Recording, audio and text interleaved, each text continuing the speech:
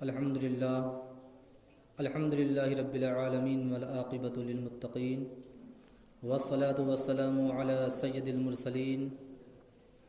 وعلی آلہ وصحابہ اجمعین اما بعد فاعوذ باللہ من الشیطان الرجیم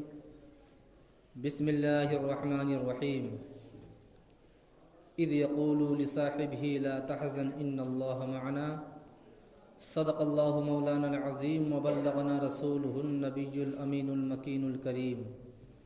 ونحن علی ذلک لمن الشاہدین والشاکرین والحمد للہ رب العالمین۔ محترم سامعین، آئیے کچھ عرض و معروض سے قبل آقائے نامدار مدینے کے تاجدار جناب روح فدا محمد عربی صلی اللہ تعالی علیہ وسلم کی بارگاہ بے کس پناہ میں درود و سلام کی ڈالی نچھاور کریں اور پڑھیں بآواز بلند، اللہم صلی علی سیدنا شفیعنا حبیبنا کریمنا مولانا محمد وبارک وسلم صلاۃ و سلاما علیک یا رسول اللہ صلی اللہ تعالی علیہ وسلم۔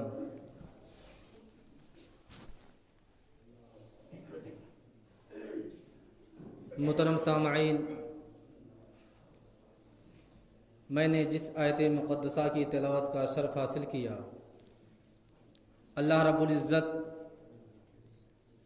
قرآن مجید میں ارشاد فرماتا ہے اذ یقول لصاحبہ لا تحزن ان اللہ معنا۔ یہ آیت مقدسہ اس وقت نازل ہوئی جب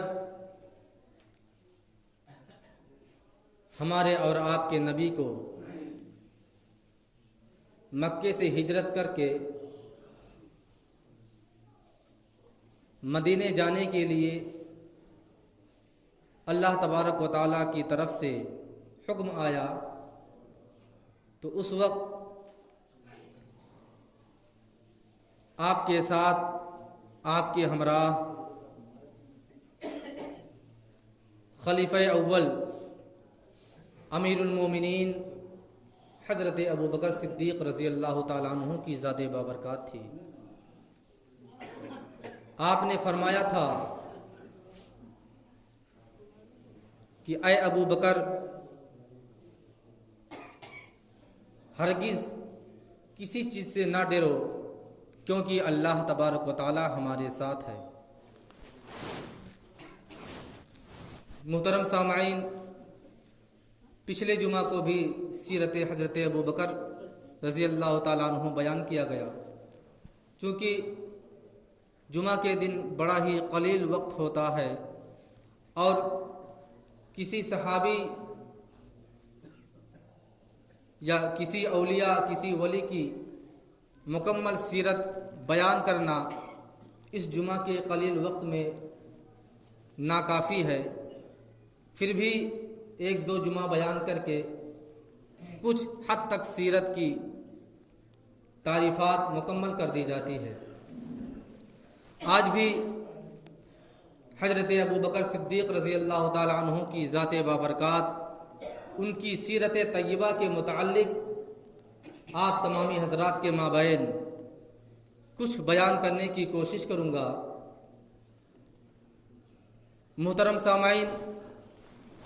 حضرت ابو بکر صدیق رضی اللہ تعالی عنہ کی وہ ذات بابرکات ہے کہ اگر آپ ہوں یا ہم، قیامت تک آنے والے جتنے مسلمان آئیں گے، پیارے حبیب کا فرمان ہے کہ جتنے لوگ قیامت تک اللہ تبارک و تعالیٰ کی عبادت و ریاضت کرتے رہیں گے، چاہے وہ نماز کی صورت میں ہو، چاہے روزے کی صورت میں ہو، چاہے زکوٰۃ کی ادائیگی کی صورت میں ہو، ان تمام مومنین کا کیا ہوا ثواب اس کو تو ملتا ہی ملتا ہے، اس کے علاوہ اللہ رب العزت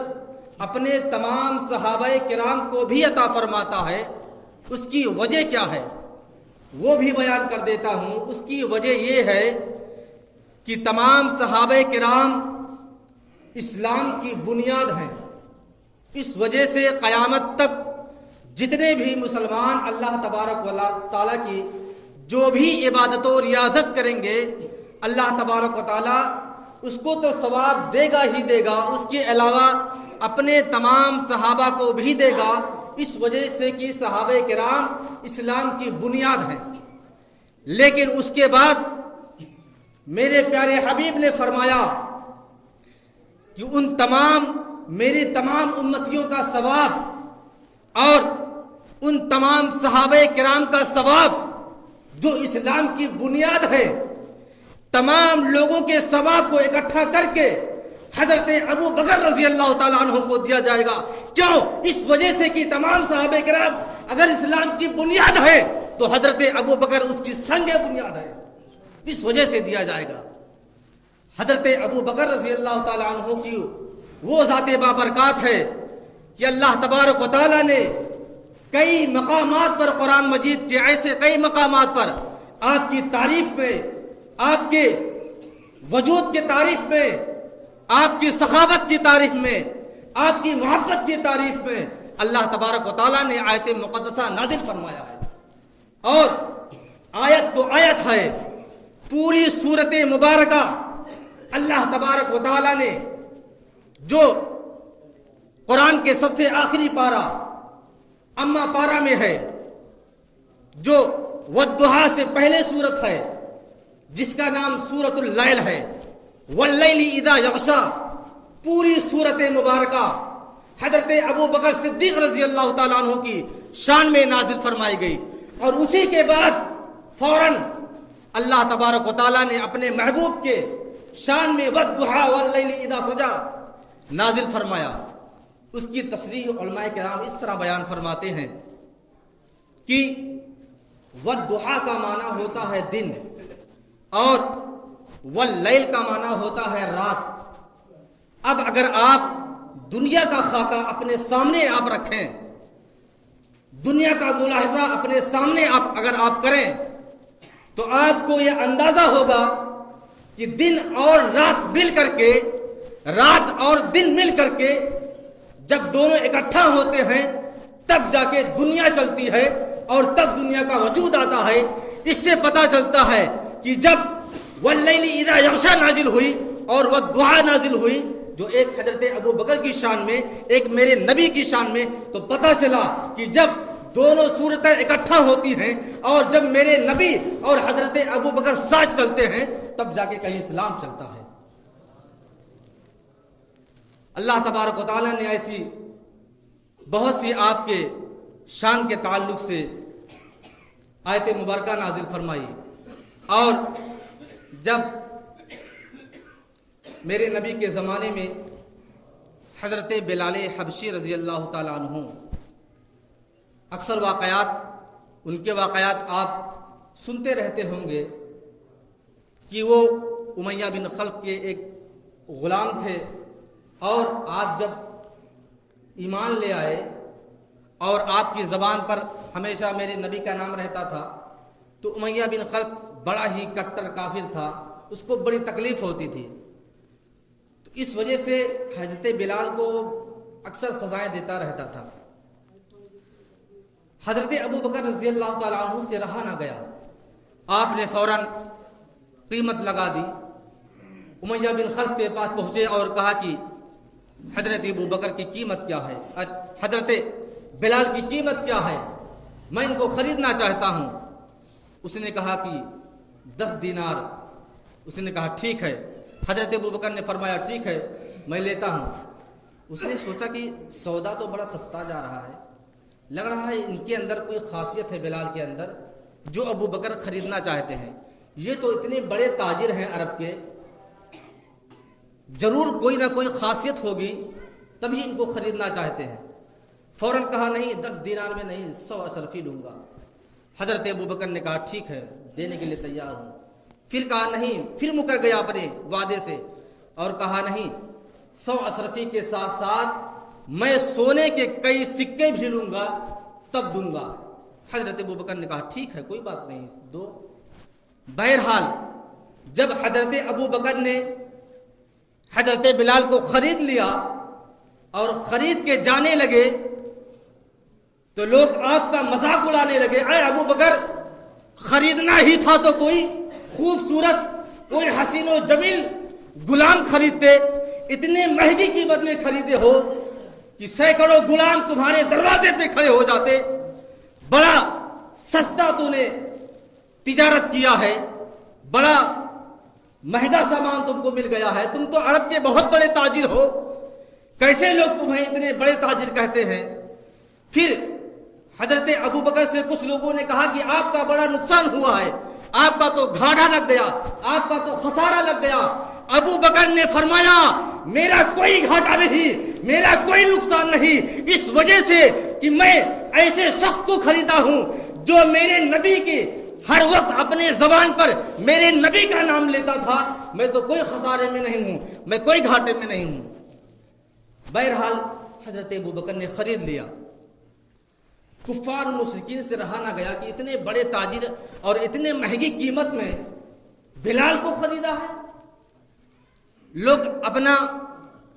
نظریہ پیش کرنے لگے، آپس میں تمام کفار و مشرکین میٹنگ کرنے لگے کہ آخر کار ابو بکر نے خریدا کیوں؟ کچھ لوگوں نے کہا کہ کسی وجہ سے خرید لیا ہوگا۔ ایک شخص جو بڑا کمینہ، بہت بڑا کافر تھا،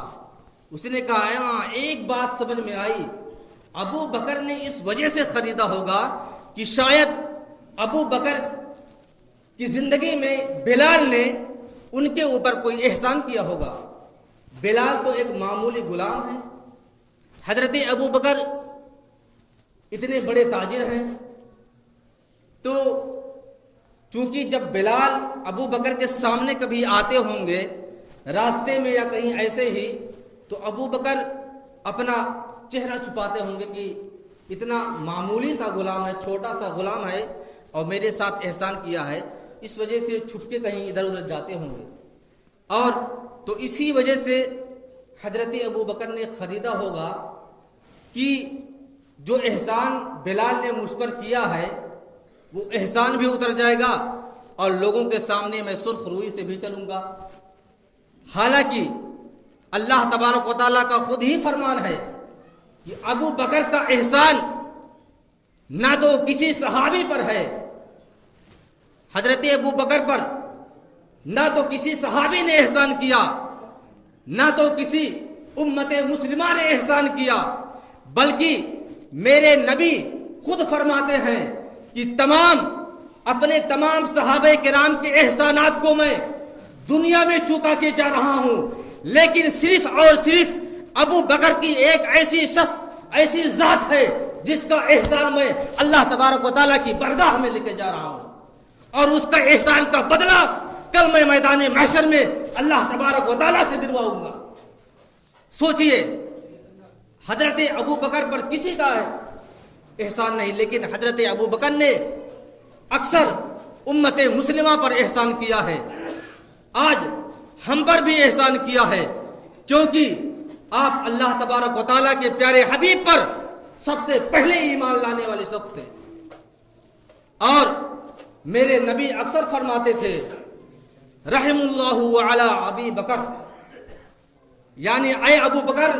تجھ پر اللہ کی رحمتیں ہوں۔ صحابہ کرام نے عرض کیا یا رسول اللہ اس کی کیا وجہ ہے؟ آپ نے فرمایا میں جسے رشتہ دوں وہ بھی جنتی اور میں جس سے رشتہ لوں وہ بھی جنتی، یعنی آپ نے اپنے چاروں یاروں کی تشبیہ دے دی اور جنت کی ساتھ ساتھ بشارت بھی دے دی۔ کیوں؟ اس وجہ سے کہ حضرت ابو بکر کی بیٹی حضرت عائشہ رضی اللہ تعالی عنہ جو ام المومنین ہیں میرے نبی کی نکاح میں آئی، آپ نے ان سے رشتہ لیا۔ حضرت عمر فاروق رضی اللہ تعالی عنہ کی صاحبزادی میرے نبی کے نکاح میں آئی، آپ ان سے رشتہ لیا، اور حضرت عثمان ذو النورین کو آپ نے اپنی بیٹی دیا، یعنی ان کو آپ نے اپنا رشتہ دیا، وہ بھی جنتی، اور حضرت فاطمہ رضی اللہ تعالی عنہ کا نکاح حضرت علی رضی اللہ تعالی عنہ سے فرمایا، وہ بھی جنتی، ان کو بھی آپ نے رشتہ دیا۔ آپ نے چاروں لوگوں کی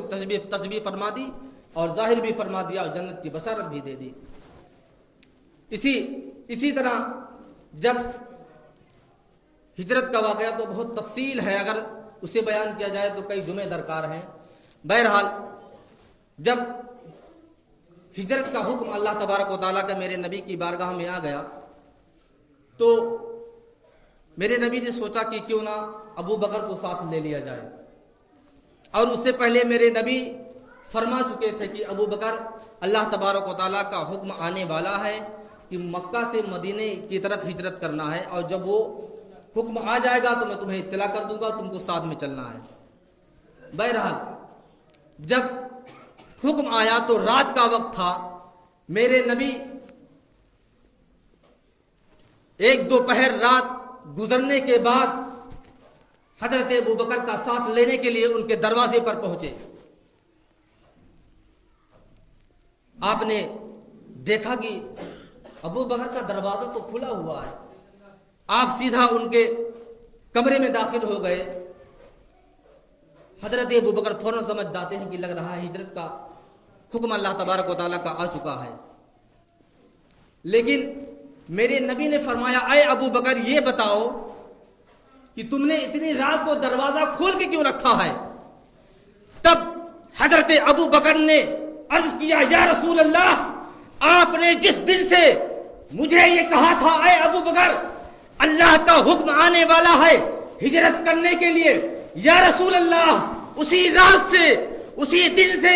آج تک میں نے اپنے گھر کا دروازہ بند نہیں کیا، کہیں میرے نبی تشریف لائے اور میرا دروازہ بند پا کر کے کہیں واپس نہ چلے جائیں۔ اس وجہ سے اسی دن سے لے کر کے آج تک ابو بکر نے اپنے گھر کا کوئی بھی دروازہ بند نہ کیا کہ میرے نبی نہ جانے کس دروازے سے میرے گھر میں داخل ہو جائیں، اس وجہ سے میں نے آج تک دروازہ بند نہیں کیا۔ اور جب آپ کو میرے نبی نے فرما دیا اے ابو بکر ساتھ میں چلنا ہے، تو حدیثوں میں آتا ہے کہ حضرت ابو بکر اتنا روئے کہ آپ کی داڑھی مبارک ترک ہو گئی۔ تب حضرت عائشہ رضی اللہ تعالی عنہ فرماتی ہیں کہ اس وقت اس سے پہلے میں نہیں جانتی تھی کہ کوئی خوشی میں بھی اتنا روتا ہے، کہ خوشی میں بھی رویا جاتا ہے۔ اس دن سے مجھے اندازہ ہوا، جس دن میرے والد گرامی اتنا زیادہ روئے تب مجھے احساس ہوا کہ خوشی کے بھی کوئی آنسو ہوتے ہیں۔ اور ایک مرتبہ میرے نبی تمام صحابہ کرام کے درمیان بیٹھے تھے، نبی نے ارشاد فرمایا کل میدان محشر جب بپا ہوگی، جنتی جنت میں چلے جائیں گے، دوزخی دوزخ میں چلے جائیں گے، تو جنت میں ایک ایسا شخص ہوگا، تمام صحابہ کرام کے درمیان میرے نبی فرما رہے ہیں ایک ایسا شخص ہوگا کہ میری تمام امتی خواہش کرے گی، آرزو کرے گی کہ کاش اس شخص سے میری ملاقات ہو جائے۔ تمام صحابہ کرام عرض کرنے لگے یا رسول اللہ کون ہے؟ کیا میں بھی ان سے ملاقات کر پاؤں گا؟ میرے نبی نے فرمایا ہاں میرے صحابہ آپ ان سے ملاقات کر لے جاؤ گے۔ پھر حضرت ابو بکر بھی تشریف فرما تھے، یا رسول اللہ کیا یہ ابو بکر بھی اس سے مل پائے گا؟ میرے نبی نے فرمایا اے ابو بکر اللہ تبارک و تعالیٰ نے حکم فرمایا ہے جنتیوں میں جنت کے اندر جس شخص سے لوگ ملنے کی آرزو کریں گے، تمام صحابہ تمام امت محمدیہ جس سے ملنے کی جستجو رکھیں گے، اے ابو بکر کوئی اور نہیں تمہاری ہی ذات ہے، اے ابو بکر کوئی اور نہیں تمہاری ہی ذات ہے، تم سے ہی لوگ ملنے کے لیے متمنی اور آرزو ہوں گے، کاش ابو بکر سے ملاقات ہو جاتی۔ سوچئے اللہ تبارک و تعالیٰ نے کیسا مرتبہ کیسا مقام حضرت ابو بکر کو دیا ہے، کیوں دیا ہے آج وہ بھی سن لیجئے۔ اس وجہ سے کہ آپ کے اندر عشق رسول اتنا زیادہ تھا، آپ میرے نبی سے اتنی محبت فرماتے تھے کہ شاید دنیا میں ایسا کوئی شخص آئے کہ اتنی محبت آپ سے فرمائے۔ لوگ حضرت ابو بکر کے انتقال کے بارے میں کہ آپ کا انتقال کیسے ہوا، کچھ روایت میں آتا ہے کہ جو غار میں جو آپ تشریف لے گئے تھے آپ کو سانپ کاٹ لیا تھا، 200 سال یا کئی ہزار سال پرانا سانپ تھا، جو میرے نبی کے انتظار میں ان کی دیدار کے لیے بیٹھا تھا اس غار میں، حضرت ابو بکر کو اس نے ڈس لیا۔ کچھ روایت میں آتا ہے کہ اسی زہر کی وجہ سے حضرت ابو بکر کا انتقال ہوا، اور ایک روایت میں آتا ہے کہ اس کے بعد جب آپ خلیفہ بنے تو بھی شاید ایک مرتبہ آپ کو کسی نے زہر دیا، کسی کافر نے، اس وجہ سے آپ کا انتقال فرمایا۔ لیکن حدیثوں کی صحیح حدیث میں جو بہترین اور مستند روایت ملتی ہے اس کے بارے میں بیان کیا جاتا ہے کہ حضرت ابو بکر صدیق رضی اللہ تعالیٰ عنہ کا انتقال ان دونوں کی صورتوں میں نہیں بلکہ میرے نبی کی جدائی کی وجہ سے ہوا۔ جس وقت میرے نبی اس دنیا سے پردہ فرما گئے تھے اس وقت سے لے کر کے حضرت ابو بکر کا دن رات رہنا کھانا پینا بے چینی میں گزرتا تھا، اور صحیح حدیث میں آتا ہے کہ اسی وجہ سے، بے چینی کی وجہ سے اور جدائی کی وجہ سے حضرت ابو بکر کا انتقال ہو گیا۔ 2-2.5 سال آپ خلیفہ رہے، اس کے بعد آپ انتقال فرما گئے۔ ایک وجہ یہ بھی، اور دوسری وجہ یہ کہ آپ کا ہر رویہ، آپ کا ہر کردار اپنے نبی سے ملتا جلتا تھا، اور جس وقت آپ کا انتقال ہوا اس وقت ٹھیک جتنی عمر میرے نبی پاک کی تھی اتنی ہی عمر پاک حضرت ابو بکر کی بھی تھی۔ یہ بھی تشبیہ ہو گئی، یہ بھی برابری ہو گئی، کیونکہ ہر وقت، ہمیشہ، ہر وقت، ہر مصیبت میں میرے نبی کے ساتھ حضرت ابو بکر رہتے تھے۔ اللہ